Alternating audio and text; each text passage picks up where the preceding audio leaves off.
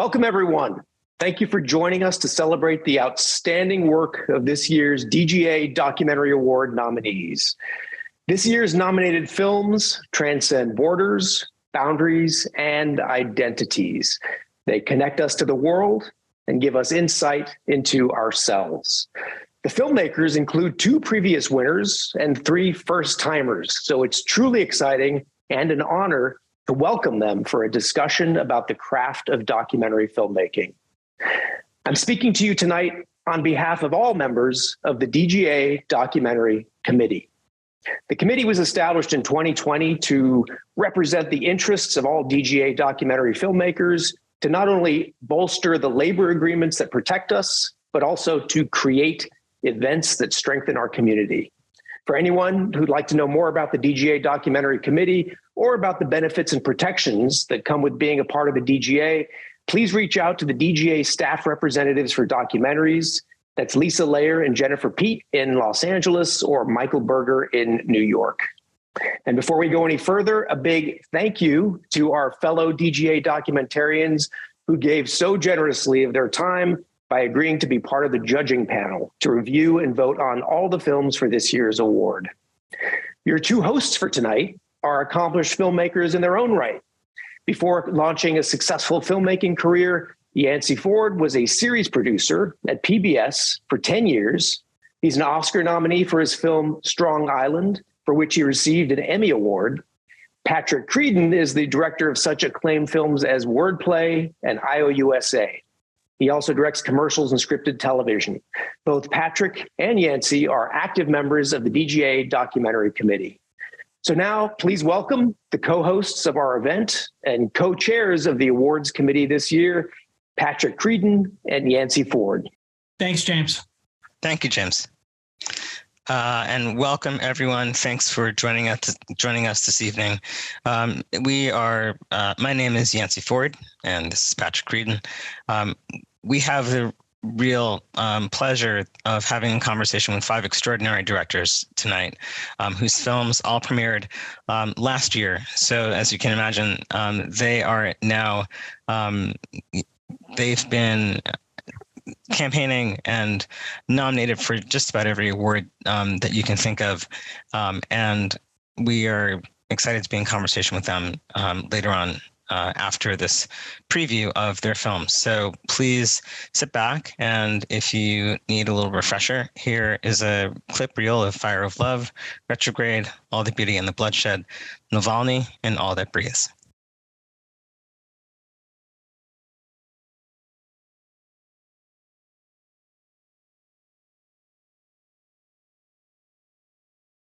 Welcome back, everyone. If you guys want to turn your cameras on, we can get started. Just a quick hi. Sarah Dosa, Matthew Heineman, Laura Poitras, Daniel Rohr, and Shauna Sen. Congratulations to all 5 of you. Your movies are just absolutely extraordinary. Welcome. Thank you. Indeed. Thank you so much. So this conversation is going to go, this will go for about an hour, okay? And we want it to be, Yancey and I both want this to be really kind of casual. Feel free to ask each other questions if you want, and we'll just have a really good conversation with the 5 of you. And we're fascinated by your work and want to hear all about it. The first question is really kind of a simple one, but I think it's an important one. I want all 5 of you to answer this. We can start with Sarah. I'm just curious to know exactly when did you start production of your film, and how big of an impact did the pandemic have on either the shooting or the editing of the film? Yeah, that's a great question. We started the film in July of 2020, actually, and it was entirely due to the pandemic. My team and I were actually in the early stages of figuring out a scout for a totally different film that was going to be shot in Siberia. It was going to be exploring these mysterious methane explosions that are happening in Yamal, which is in the northwest part of Siberia. And so we were getting kind of a financing deal in place, figuring out really complex logistics logistics of what it meant to shoot in Siberia when the pandemic hit. The company that was going to finance the project completely collapsed, and we were left trying to figure out how to continue to make work during this time. We thought making an archival film could be a way to do that, and that's when we remembered the story of Katya and Maurice Kraft that we learned about actually when I was finishing the last film that I directed. We remember that they shot hundreds of hours of just absolutely spectacular footage of volcanoes, and we thought, wow, what an amazing way to spend this time of uncertainty and isolation to get to traverse the world through this glorious footage. And so that's really what prompted the production of Fire of Love and got us started. Matthew, how about yourself?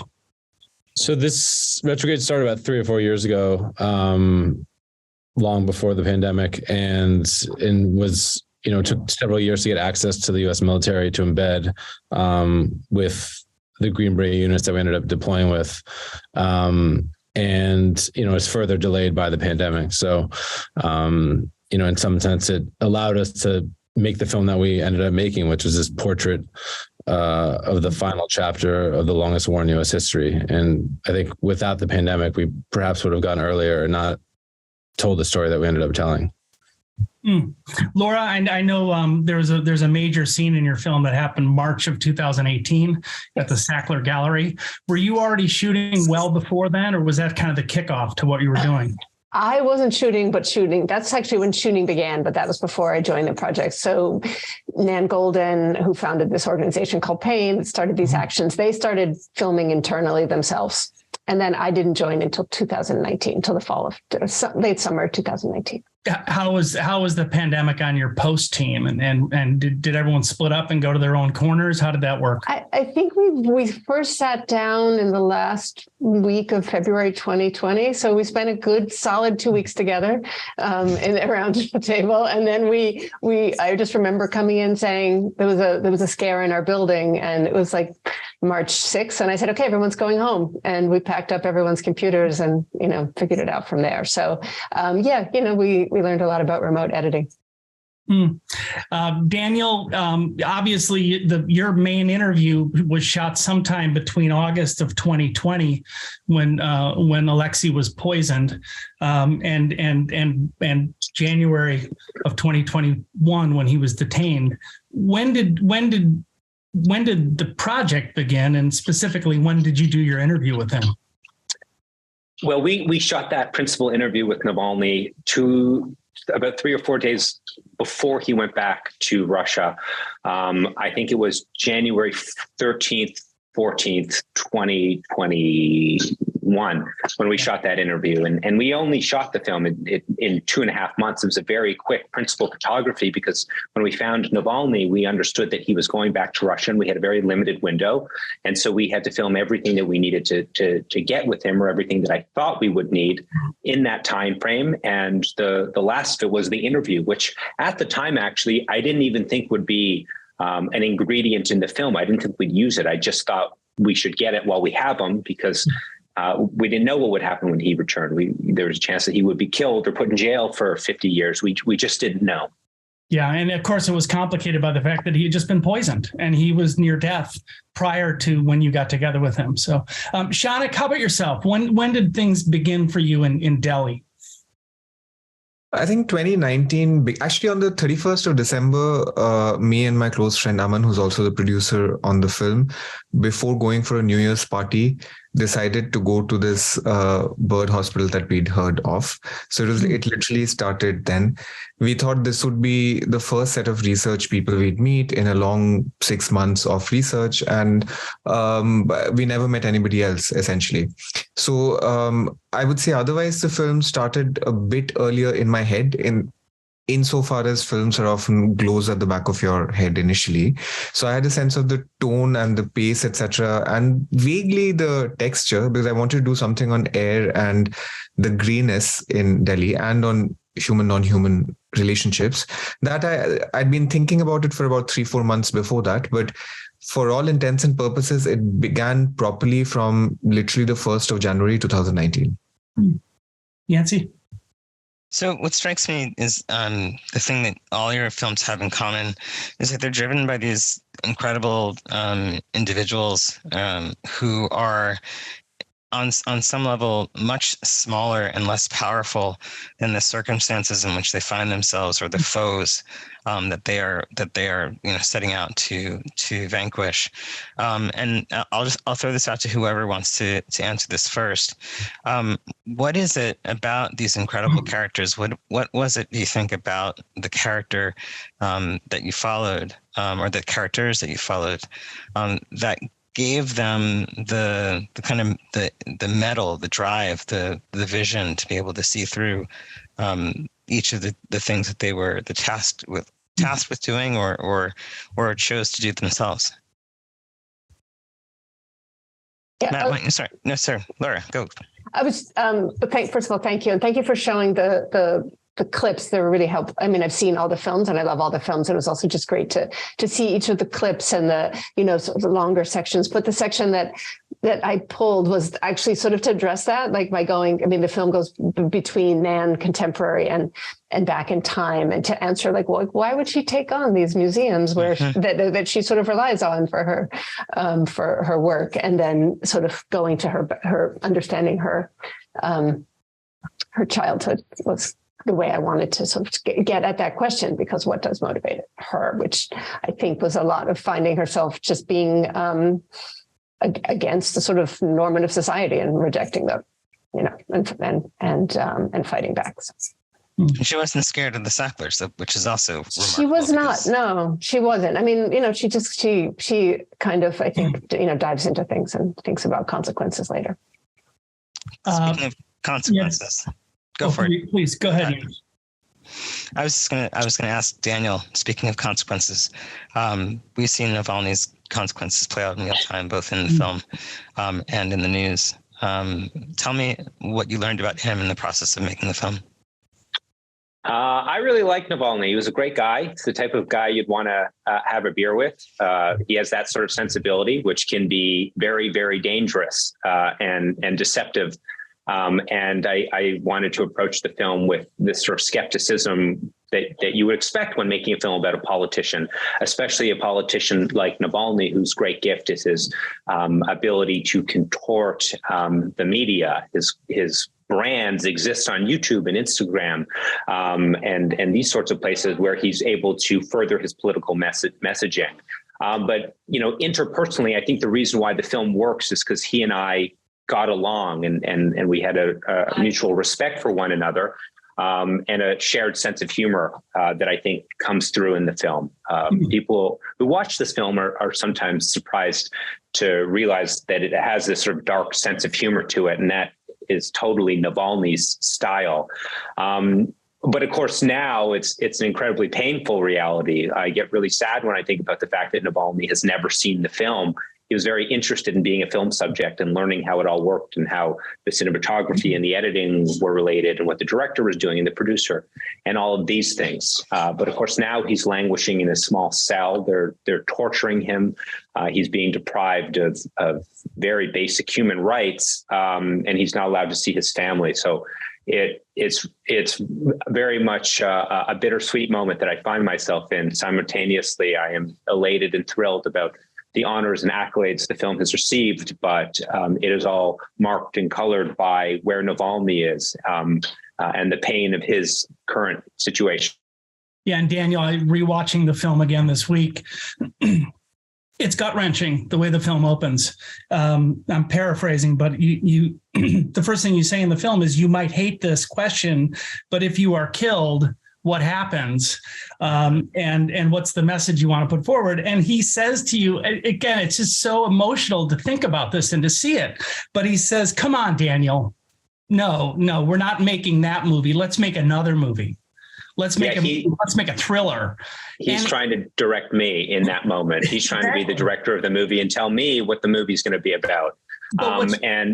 Sorry, go ahead. I was just going to say, but what struck me is that you ended up like both things happened, because your movie is a thriller. It's about how he was poisoned and catching the people who did that. And it's about his whole saga. And yet, in a way, a part of Alexei has died in a way. I don't mean to be too dramatic, but he's in prison. Yeah, I wouldn't frame it quite like that. Thankfully, he's very much alive, even though he finds himself in a very challenging situation. But look, I think about this a lot. You know, everyone I talk to about this movie, the first thing out of their mouths is, why did he go back? Why did he go back? And it's something that even I struggle with. I got to know his wife and his children, and I got to spend time with them as a family and have meals with them. And you know, you think about it and you're like, was it worth it? What is the value of being a political prisoner? What power do you wield now sitting in a solitary confinement cell in Siberia? I think if Navalny were here, what he would offer is that he wants to be the moral leader of the nation, and he didn't feel comfortable asking some protester in the regions of Russia to risk their lives and safety going to protest while he himself is safe in Berlin or Vilnius or Paris or some Western city. So that's why he went back. But, you know, I often think that he has a little bit of a savior's complex or something like this. And it's a decision that I myself really struggle with. But ultimately, it was a choice he made, a decision that exists between him and his higher power and his family and all of these things, because he could be locked away for the next 25, 30 years if he survives. So it's a very challenging context, to say the least. Well, it speaks to the fact that in documentary, so often the films that you make have a profound effect on your subjects. Shauna, can you talk a little bit? Has your film, has All That Breathe, has it had an effect on the three individuals in your film and their wildlife rescue efforts?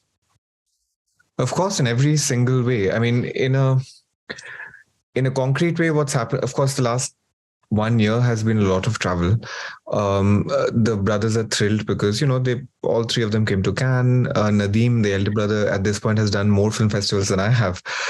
You know, he went to Australia, Krakow, came to the US twice, is coming for the BAFTAs, is coming for the Oscars. Other than that, our producers have very kindly funded the hospital for a year to come.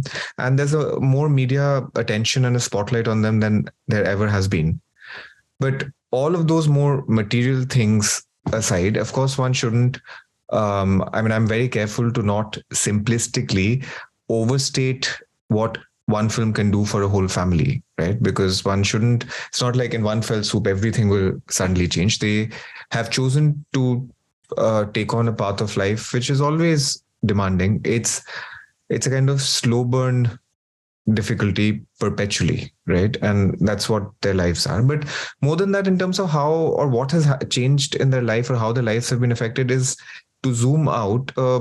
I suppose a tougher question about, you know, I got a message from one of the brothers the other day saying that such and such thing was happening and they felt a bit low that we weren't shooting it. And, you know, when you've shot somebody for this long, we shot one family for 3.5 years. Hopefully the good thing is that at one level, you hope that there's some kind of the film provides a kind of oasis for them or some kind of alleviation materially to them for some time in terms of what it does. But there's also the time prior when we were shooting, etc. And, you know, I think the good thing about Verite documentary also is it gives a kind of witness, a witnessing of a life in the more holistic sense of the word. And I think the brothers have enjoyed that, which is not, and of course it's a difficult relationship. It's uppy, downy. Sometimes they are sick of me. Sometimes I'm sick of them, but it's a dense relationship like any friendship, right? So everything has changed in some ways and not enough has changed in others, but the film has just come out and hopefully, and the jury's still out on how much the coordinates of their life will shift. Matthew, what's been some of the surprising fallout from your film? It's such an extraordinary access to an extraordinary moment in American history. What has come after this in response to the film? I'm just curious.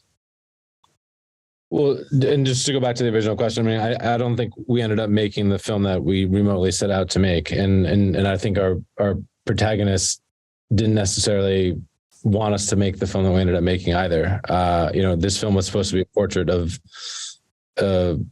U.S. military deployment and holistically looking at that But 2 months into the filmmaking, President Biden pulled out our troops, and we were forced to pivot. We didn't have a film at that point. We had the beginning of a story, the first act of a story.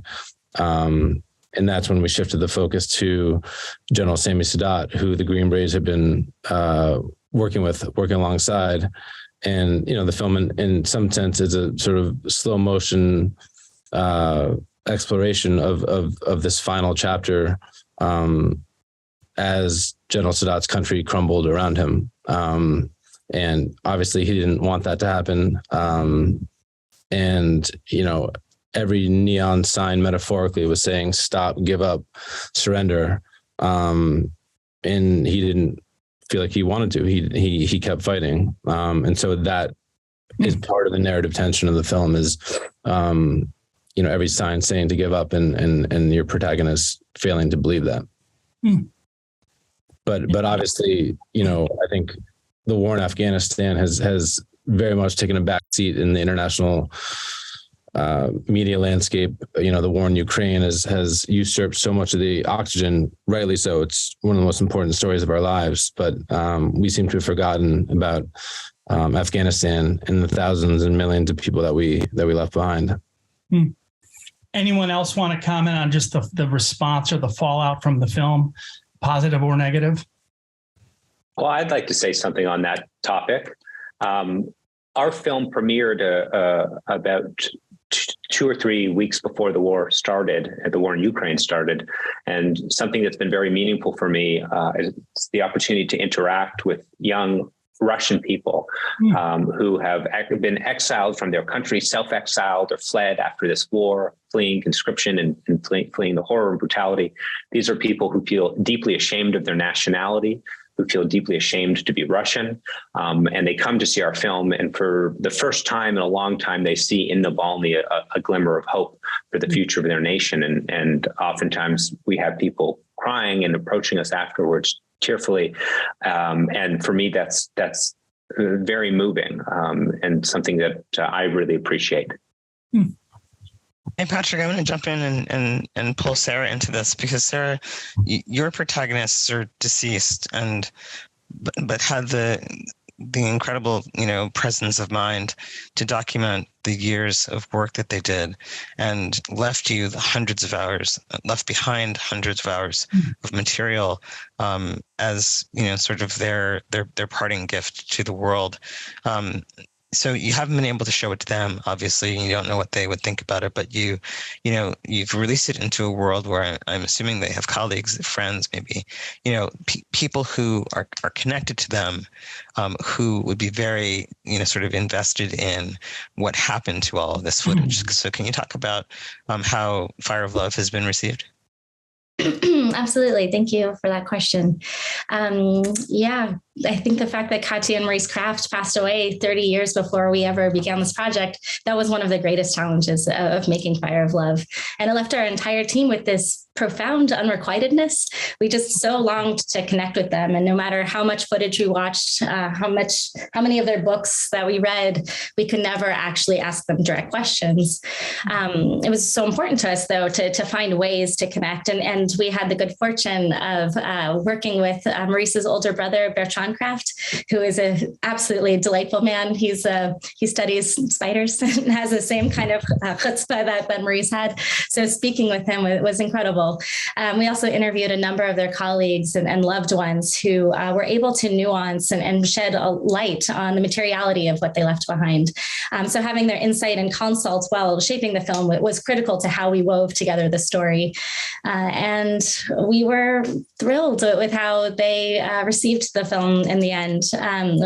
There weren't that many surprises since there's conversations along the way. But we had kind of this wonderful screening actually in Paris at the Louvre for the French premiere, where Bertrand, Maurice's brother, gave this introduction to the film. And their friends and collaborators were there that day. And everyone was particularly touched by how here Katya and Maurice were, this kind of temple of art at the Louvre, being celebrated as artists, in their day, they were really known as scientists and pioneers in the field of volcanology.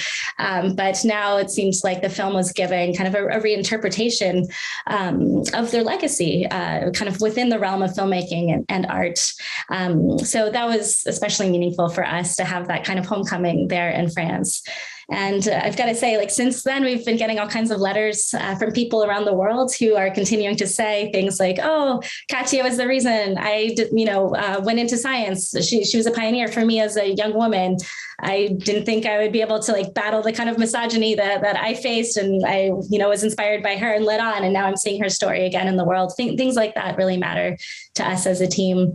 And the other interesting effect is people are sending their own archives into us. So the archive that we use to tell the film is now growing and growing and growing. A few months ago, a cinematographer from Hawaii who worked closely with the crafts had all of these personal photos, and he was so excited to give them to me. And I was so excited to look through them. And we're trying to figure out ways to make sure that all of this is collected and curated and cared for properly. So kind of the legacy and the myth that is Katya and Marie's craft can just continue to expand and grow.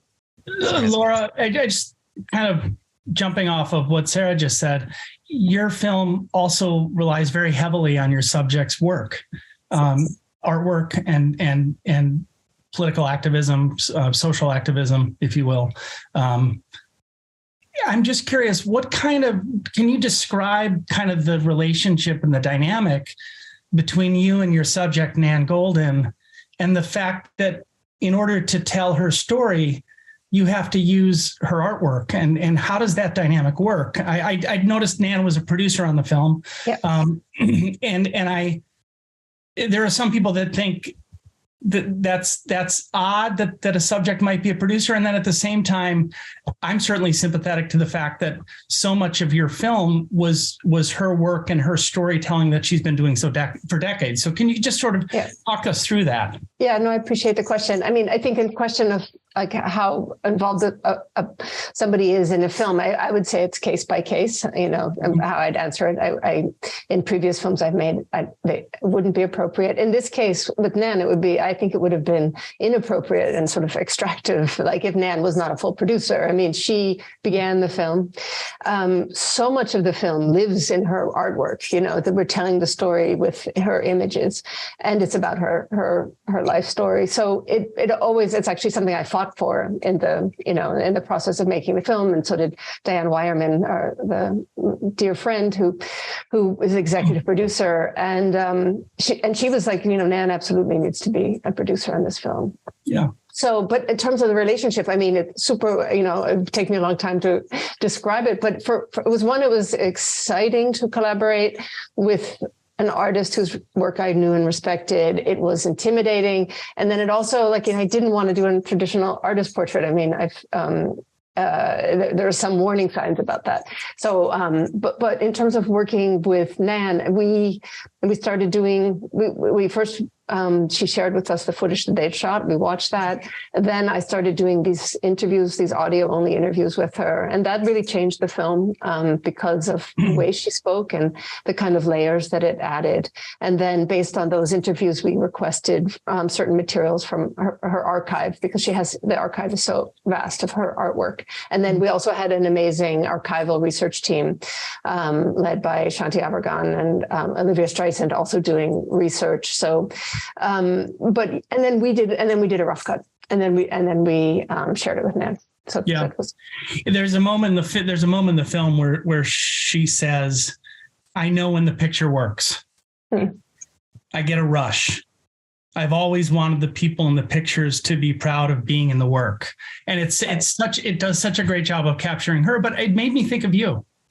I mean, we did want to embody this. Nan has the people that she makes photographs or slideshows about are people that she's in deep relationships with in most cases. And she gives them actually a lot of agency in that relationship. And that was something, again, going back to your first question, to sort of carry that forward. And yeah, there's lots of echoes. I mean, I think when most artists, we're finding things of ourselves, right, in the work, even if it's not one-to-one literal. But yeah, sure. Like when Nan talks about, the camera is a way to find a voice, that certainly resonates with me, and how she talks about it being a way to navigate, to move in the world.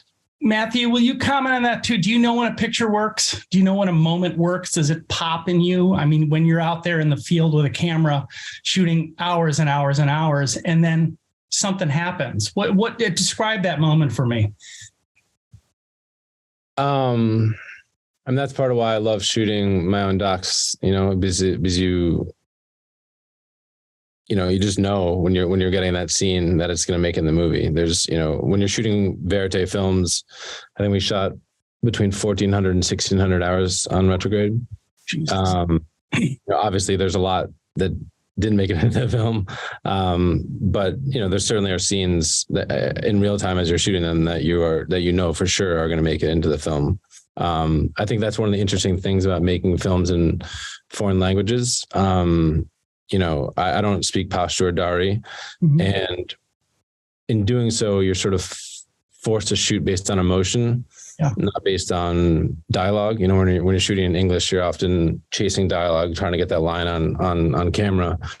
And I just love shooting based on reaction shots and based on emotion. It just changes the tenor of how you shoot and how the scene feels.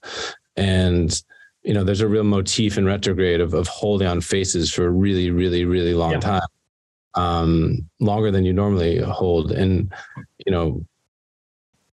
faces don't lie, people lie. And that's why, I often, there's no interviews in Retrograde, although I did interviews all the time. But I just felt like they're, being with the Green Berets when President Biden decided to pull out troops, they're not allowed to say what they actually feel, but their faces said everything that all the way up until, the young woman at the fence at the end of the film who isn't able to get into the airport. It's the final shot of the film. We hold on it for 36 seconds and 14 frames. And in those 36 seconds, she writes a novella about, and running through the whole gamut of the human emotion, fear, trepidation, anger, strength, and it's all just on her face. And so, those moments you just know are going to make it. You don't necessarily know how or where, but. Yeah. I mean, there's several scenes in your film that are primarily reaction shots. It's people listening to news that's being told to them in real time. And that's really extraordinary. Shaunak, you have some shots in your film that are just unbelievable. They're absolutely spectacular. And some of that involves nature shots and wildlife that are moving through the frame. But a lot of it is just with your three protagonists. How did you do it? I mean, it's like those three characters are just there. I mean, there are times in your film when it feels almost like I'm watching a narrative film and that the characters are actors, because the timing and the framing and everything that you do is it's really at a different kind of level, frankly. Well, thank you. The intentionality and the aesthetic shape of the film is very deliberate. It was very much what we wanted to do. So I think can I just say, by the way, that I feel like all of us have been on the same panels for so long that we've all heard each other's answers so many times. So I'm a bit apologetic for the repetition of it. Daniel and I were also discussing what words to not say so that we have newer words. The thing about this is that when we started, I actually started with a handheld Verite style. Mm-hmm. And after about 6 to 7 months of shooting, we realized that, when you shoot handheld, there's a kind of anxiousness or restlessness that inherently gets imbued into the image, because the camera person is sort of in a felt, fleshy, embodied way, sort of palpitatingly sensed, right? So whereas the characters are far more meditative and the film had to be contemplative. And so we basically decided on this different kind of aesthetic shape, where we thought that the outer container, the shape of the film, has to take things from the fiction toolkit. So of course, we don't tell people what to say or how to behave, but thankfully the space that we were shooting in was very small, very cramped. And the same action basically happens every day. Person brings boxes, they get treated in this tiny cramped basement, the birds, and then they're taken to the terrace. So it allowed us essentially to sort of orchestrate and choreograph camera movements, right? And over time, I realized that we moved more and more towards a kind of assemblage of things that one usually associates with fiction, like crane shots or tracks or dollies. To give you an example, we had a camera just placed in the basement for about 3 years. And what we would do is that we put, instead of one tripod, we put two tripods, put a slider in the middle, and the entire day just keep doing this. Usually, of course, the motivation of the camera is the motivation of the character's movement is what motivates the camera, right?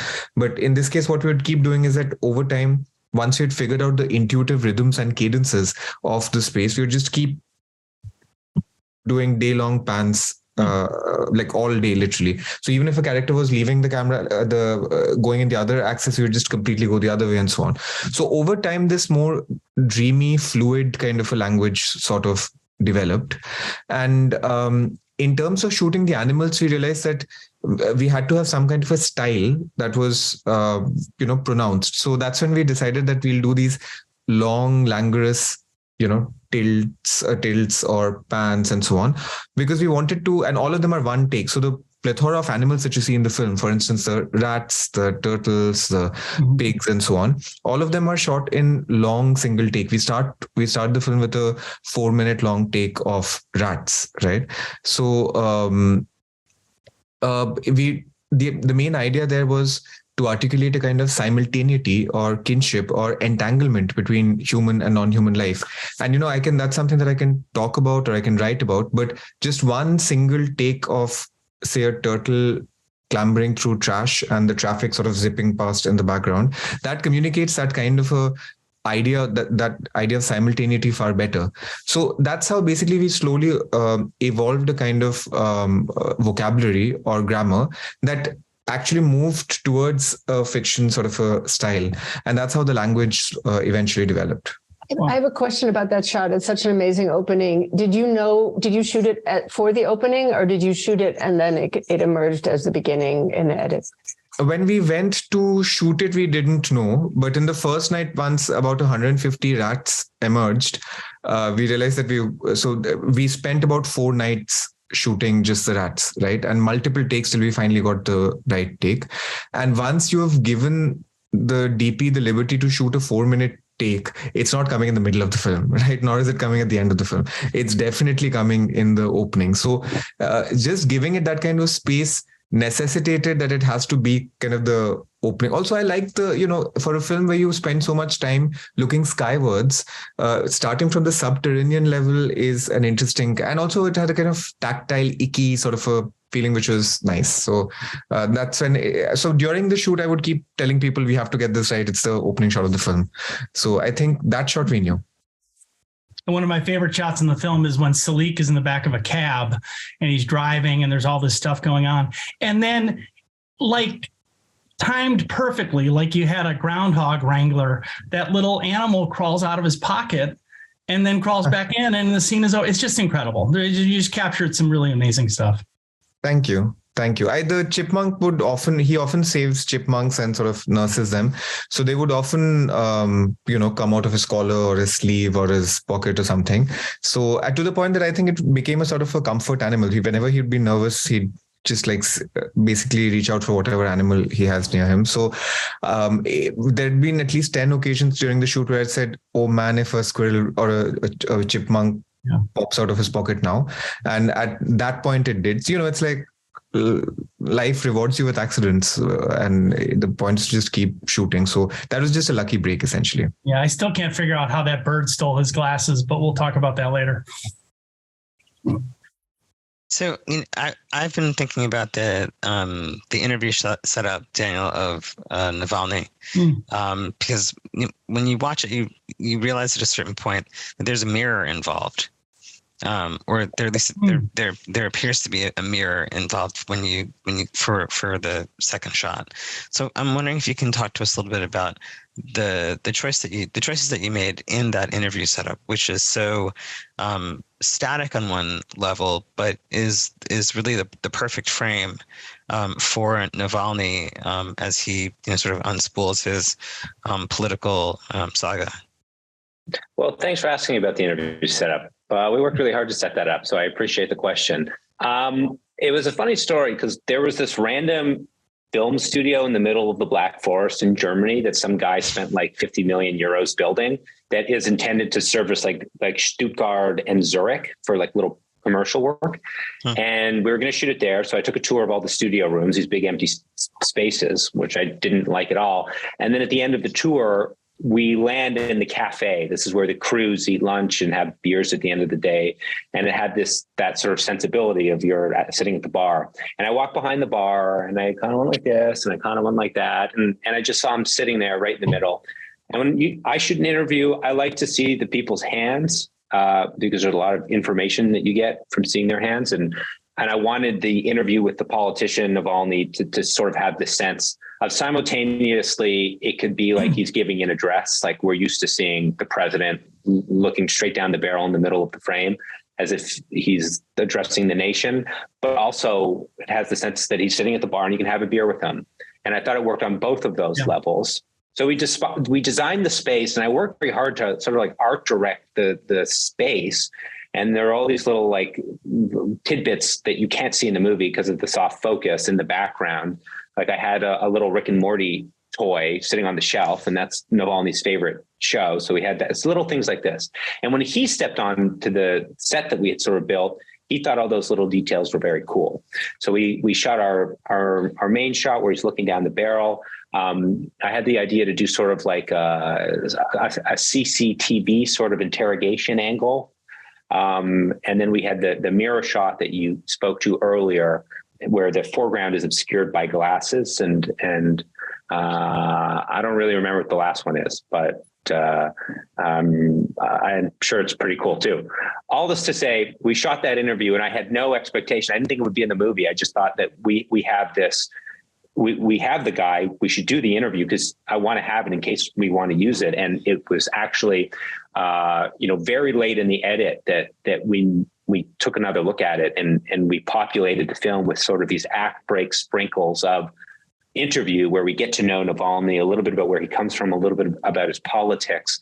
And then one of the film's editors, Maya Hawk, working with Langdon Page, the other editor, cracked putting Navalny at the very beginning and then at the very end. And that was sort of like the bow on the movie. And I think that's when we knew we were finished.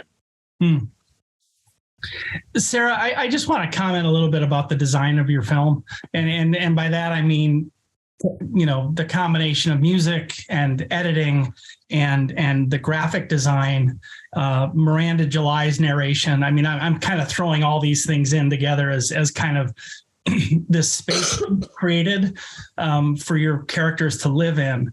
It's beautifully done. The way your film is all the elements you brought to the film really seem to speak to who your main subjects were, and so it's almost like Katya and Maurice were meant to live inside that world you created. Can you just talk a little bit about where did that begin? How were the music choices sort of fundamental? Was it editing? Miranda July as a wonderful narrator. Talk to me a little bit about how you built that world. Sure, absolutely. Well, first, thank you for those kind words.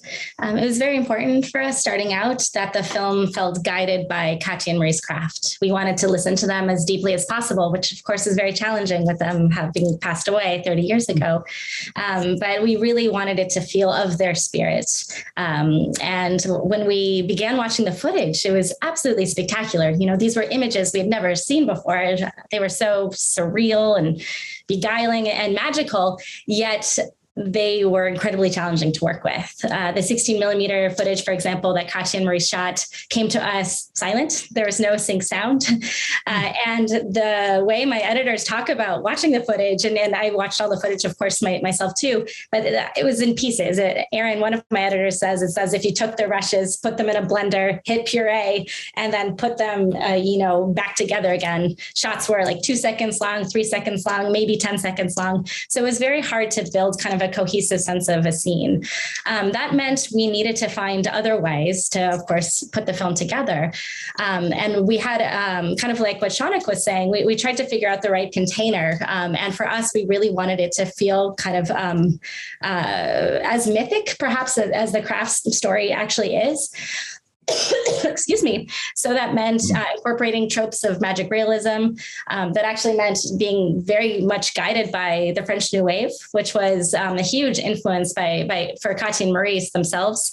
They were coming of age in the late 60s and early 70s in France when the French New Wave had such an impact on the cultural landscape. And so we wanted to incorporate techniques that influenced them in our own work.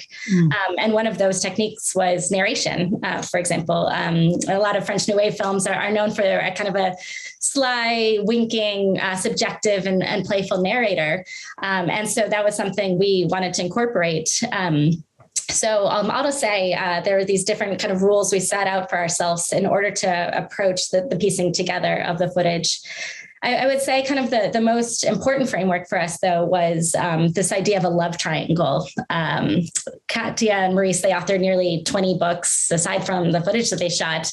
And there's one sentence in a book that Maurice wrote where he says, "For me, Katya and volcanoes, it is a love story." And for us, that really felt like Maurice was handing us kind of an interpretive grid through which we could understand their legacy. And so we began to kind of structure the film as a love triangle between these two humans and this elemental force.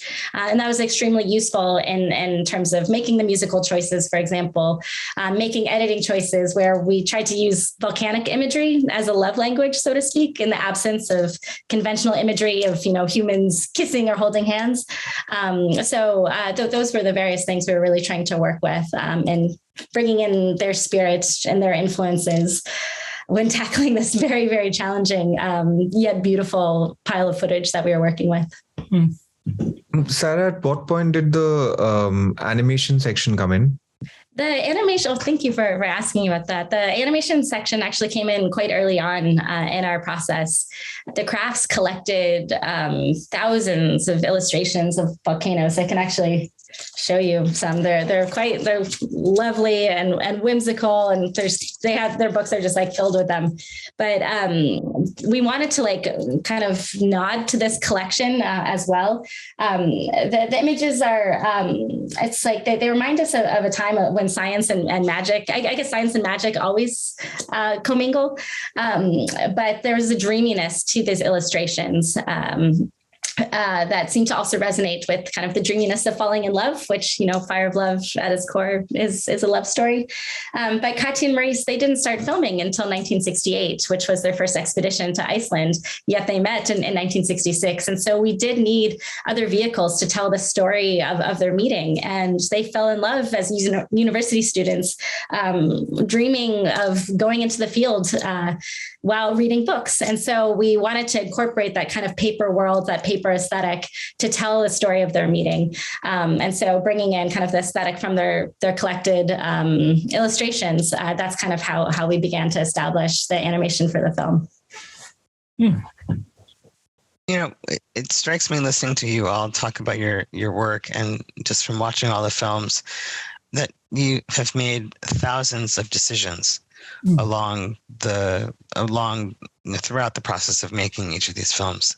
That there's no accidents in any of the movies. That nothing is there without you having made a choice about where to put things and why you put things in a particular place or in a particular order. So I throw this question out to the group. Just as directors, can you talk about the decision-making process from beginning to end? It starts with the shooting and it goes straight through the edit, where your collaborations change over the course of producing, and making a film. But underneath all of, each of the stage of those, each moment of making a film is some decision that you have made that has brought us to the final product that we, are so lucky to get to watch. So any of you, can you talk about, what it means to make all these decisions, and the deliberateness with which you have to consider your subject and the form at the same time? Well, I'd be wondering what Matt would think about this because he shoots a lot of verite. He's kind of the verite guy, but I shot a lot of verite on the Navalny movie as well. And I found that the compressed schedule we had to shoot that film, as I mentioned earlier, we had 2.5 months before we knew we were losing our guy. And once your subject is gone, that's pretty much, you're wrapping it up. And the decisions, I found that process of shooting the movie was a fever dream process that was guided almost entirely by instinct. And the decisions, the thoughtfulness by which so many of you speak of your movies did not exist in mine. It was just go every single day. Yeah. Let's shoot that. Without sort of the aesthetical intentionality that, you know, the opening shot of All That Breathes would have, and that sort of craft.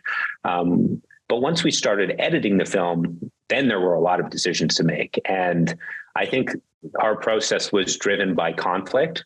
But through the conflict, there was also a lot of love. And it was that tension that empowered us to make the 1 trillion decisions required to hone down the hundreds of hours into the 90-minute movie. I think for me, you know, details are what make films. I mean, every single frame, every single pixel, every single sound has been deliberated, thought about, contemplated, argued about. And I love that process from pre-production to shooting to cutting to mixing to grading. You know, for me, that's you know, that last sort of 10% you put into a film is what makes it what it is or isn't. But sort of throwing off of what Daniel said, I think a younger version of myself would have been more reactionary to the events that I was seeing. And I think the 39-year-old version of myself, which is what I am now, is I think was at least attempted to try to have a point of view in the way I shot, like the scene that prefaced this conversation. You know, we really made a decision once we got back into the airport in these final days of the war, to try to see this exodus from the civilian perspective. And that gate, the North Gate, that the scene with which we saw earlier, you know, I really wanted, as with all my films, I want to make you feel like you're there. I want to make you feel the sweat and the heat and the you know, this sense of a stampede happening at any moment. And so, you know, as my lens fogged up and I couldn't really see, my eyes were stinging so much I couldn't really see, you know, an earlier version of myself would have been like trying to keep wiping it down and, you know, trying to get a clean image. And as I shot it, I just embraced that reality, knowing that it was playing into the sense of heat and desperation and anger. And so, you know, that was, as I was also trying to talk to the civilians who were like 10 seconds away from, you know, possibly having a stampede and killing young little, you know, boys and girls who were right around us. And so, you know, there's a lot of decisions happening while shooting in that moment in particular. Matthew, I just have a quick follow-up to that. Is in this film and also in your previous work in Cartel Land and also in the First Wave about the beginning of the pandemic, you are constantly in dangerous situations, really life-threatening situations, along with your subjects. How do you take that into consideration? How do you weigh that for yourself and for your team?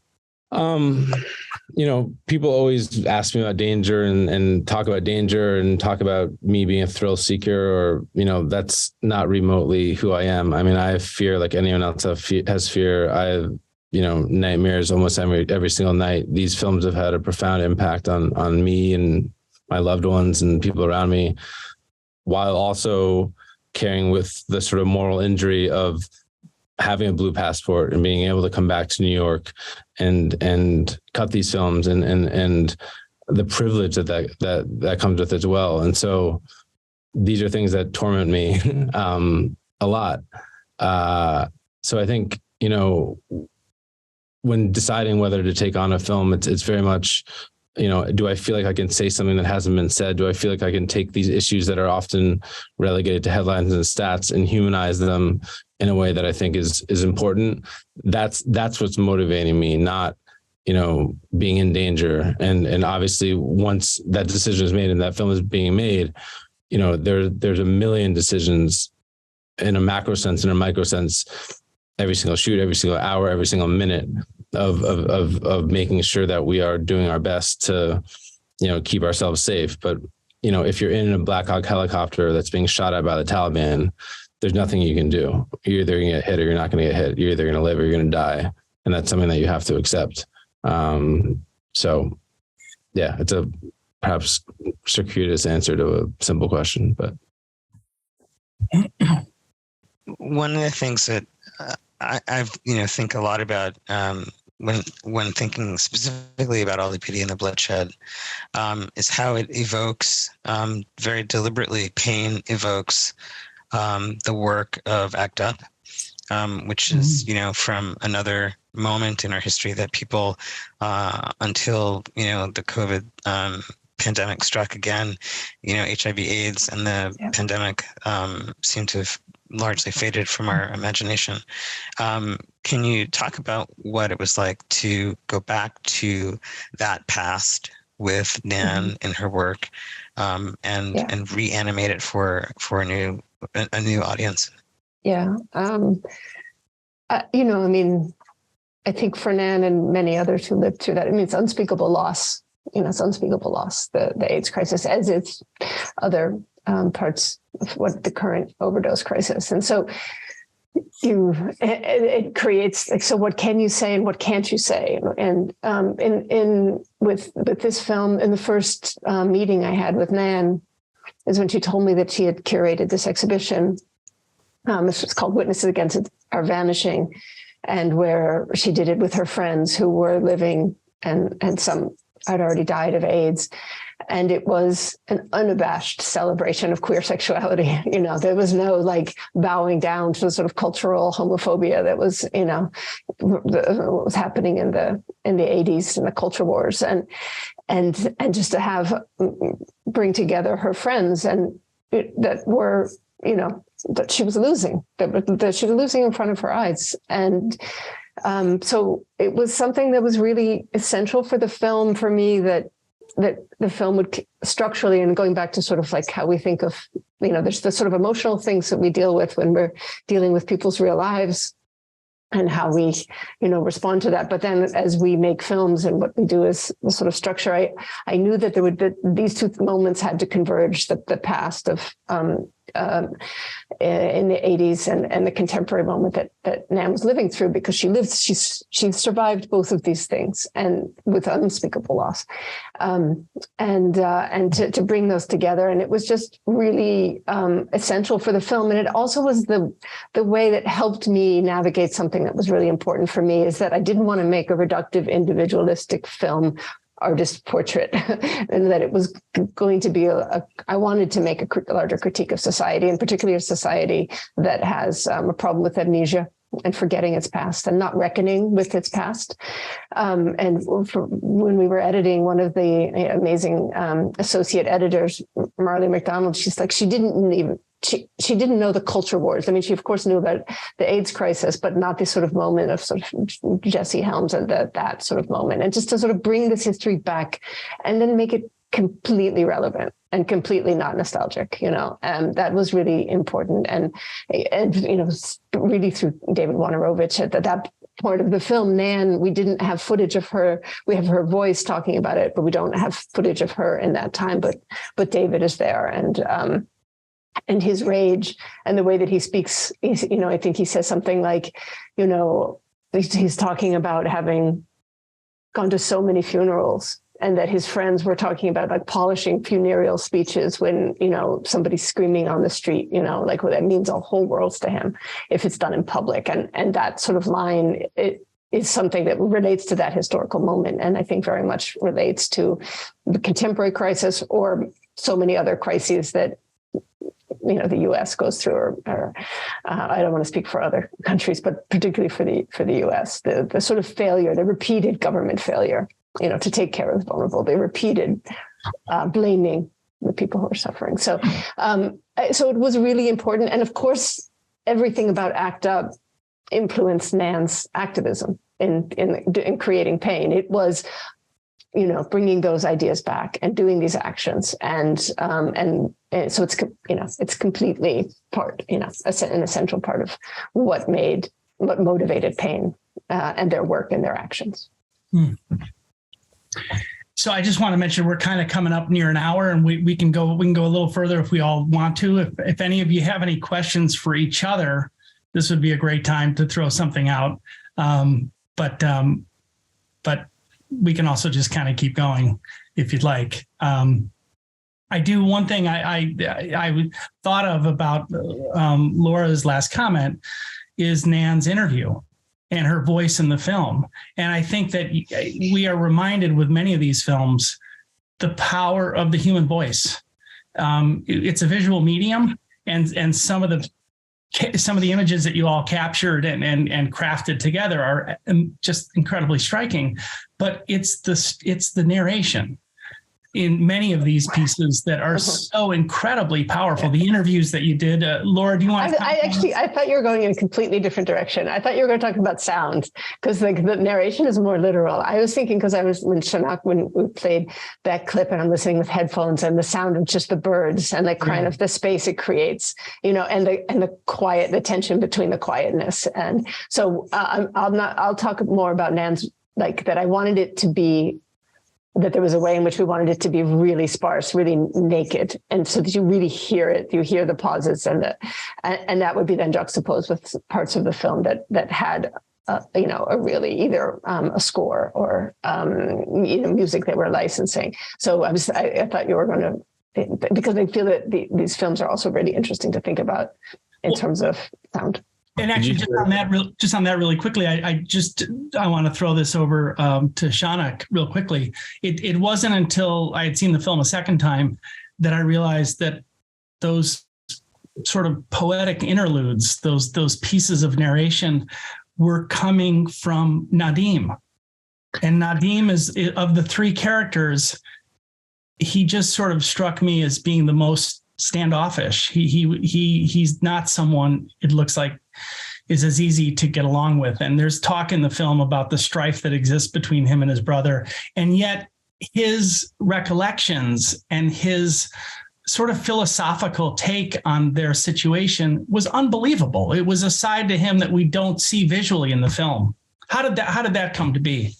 Well, he's going to be watching this video, so I'm not going to acquiesce to your calling him standoffish. I think the brothers they're characterized by a kind of grumpy kindness, and in him, the grumpiness quotient on occasion is a bit high. But otherwise, obviously they've devoted their life to a kind of radical empathy for other things, etc. So in terms of the voiceover, the thing is that at some point after a year in, I realized that the brothers would just casually say really clever, like these gems, which are philosophical and really, really thought-provoking, and they're like experiential, intellectuals, like they're like philosophers, right? So, and what they say about ecology in the city, etc. I've never read that anywhere. So I had to figure out a way of because so much of the documentary is in the here and now, it's so presentist that you often have to figure out ways of going to the past, and one usually does it through photographs or other kinds of medial interventions. But in this case, I realized that I had to take on some of the excellent sentences that they were saying, and I had a diary that had basically filled up in the first year. And then we decided we'll do these obviously stylized, poetic, lyrical voiceover sections where the images were also dreamy and very obviously lyrical and stylized, as was the voiceover. So the main thing when it started was that I had to, when the film started, it was a bit of a love affair between man and bird, right? So the two of them and birds. And the thing that struck me in the first day of the interviews, I'd done a very long audio interview, just like Laura said she did with Nan. So like 4 hours of just audio. And there, what really struck me was this kind of a ravenous, almost hypnotic relationship with the black kite that they had as kids, the sense of aura of this magisterial, otherworldly, wondrous being, and which had now been sort of battered into a kind of humdrum everydayness, right? Now it's not, the kite doesn't invoke that kind of a feeling in them. But I had to, that was the initial moment of effervescence that started their kind of lifelong relationship with the birds. And I had to figure out a way of putting it in. And that was one voiceover.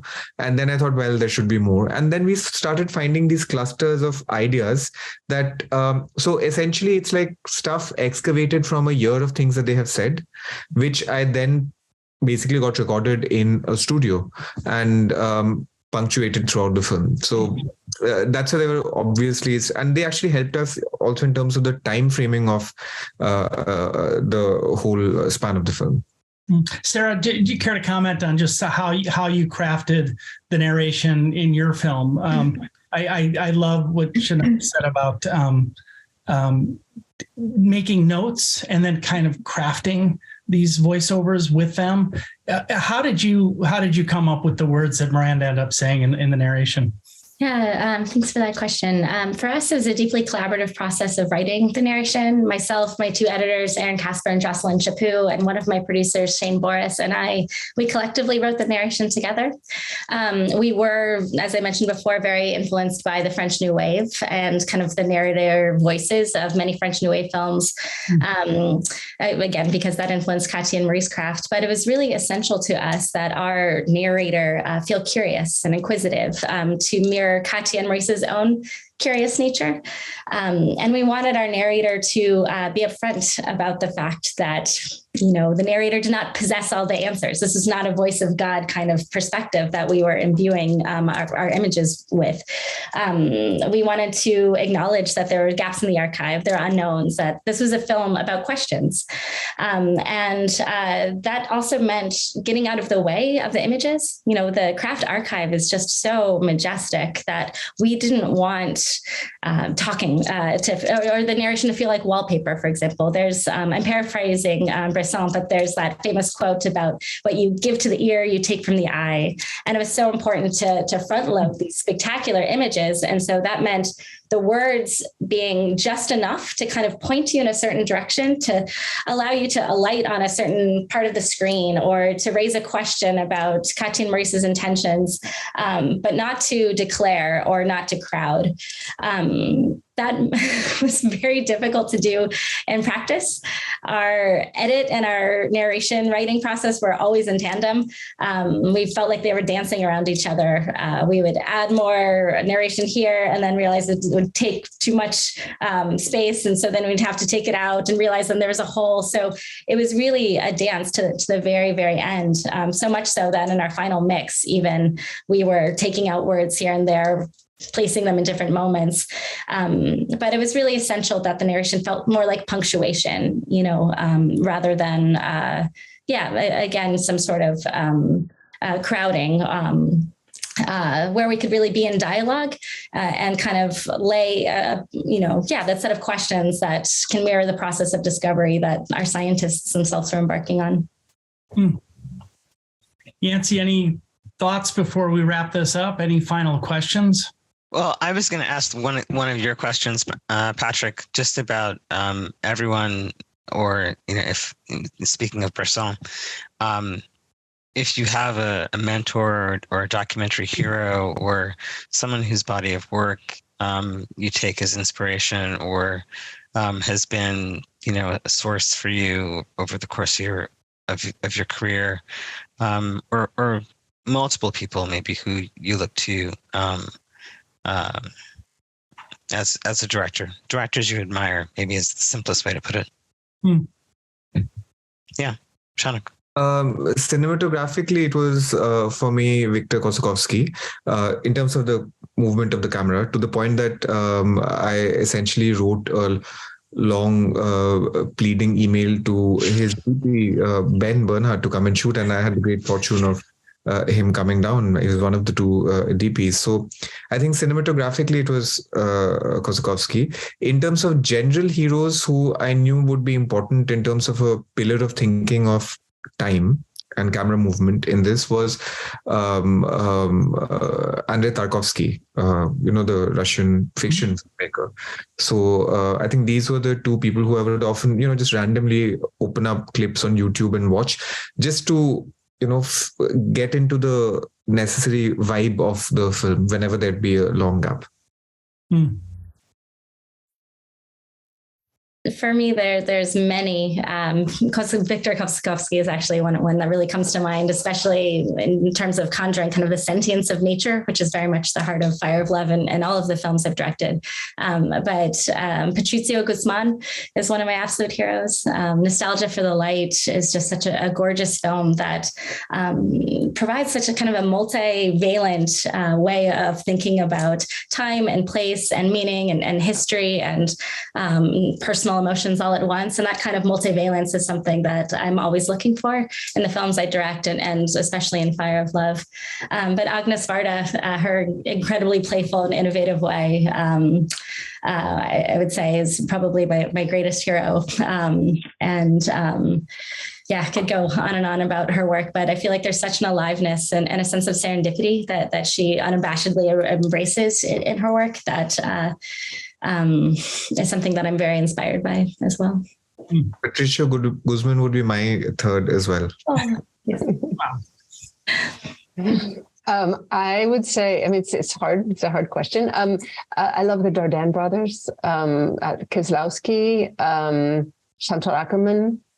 And in documentary, always have to sort of the Vertex, the D.A. Pennebaker and Maisels brothers. What they did sort of liberating, that sort of body of work that emerged in the 60s. I feel like all of my work has a relationship to. Matt, why don't you go ahead? Oh, Matt, you're muted.